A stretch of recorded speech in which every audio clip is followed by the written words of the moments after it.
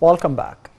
President Abdel Fattah al-Sisi gave his instructions to resume developing the performance of the banking sector and to work on maintaining the policies that aim at realizing the fiscal stability and boost the state's efforts to face the different challenges. This came during the President's meeting with Prime Minister Dr. Mustafa Madbouli and Tariq Amir, the Governor of the Central Bank. Presidential spokesman Bassam Radi said that the CBE governor discussed the economic situation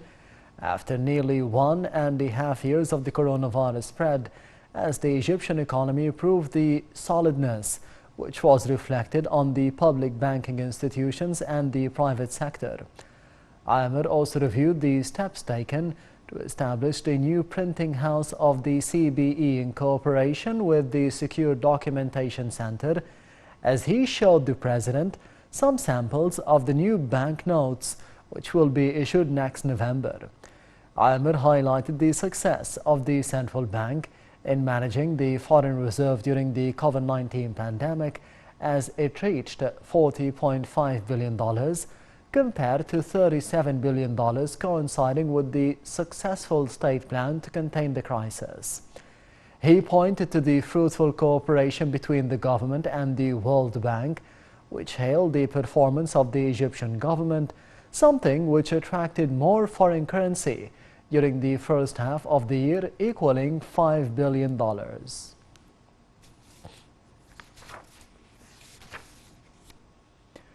The Armed Forces Chief of Staff, Lieutenant General Mohammed Farid, witnessed the measures taken to promote the combat skills of the units of the Southern Military Zone. The details follow. Lieutenant General Mohammed Farid, Chief of Staff of the Armed Forces, witnessed the procedures for combat readiness inspection to rate the combat efficiency of one of the units of the Southern Military Zone in order to determine the extent of its readiness to carry out all the tasks assigned to it to secure the borders of Egypt on the southern strategic area. The exercise began with the rehearsal of combat efficiency report, which included the technical and administrative status of the troops in formation after developing and elevating their efficiency in all services to support their ability to carry out the tasks assigned to them.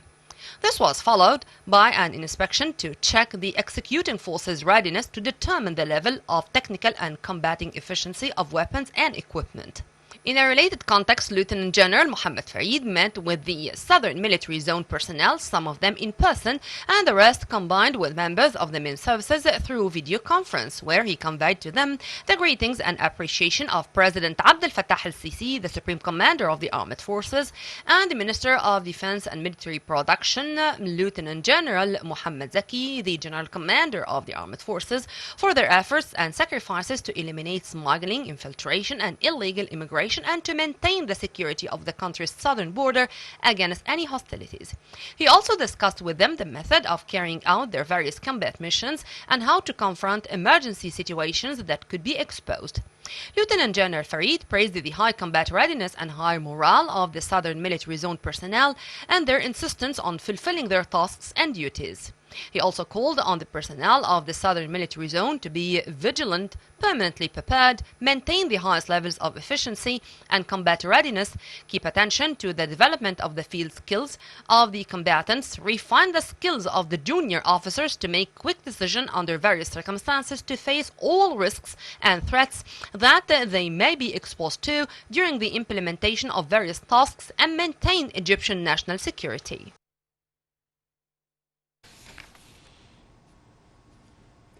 A Tunisian judge who has been accused by the human rights groups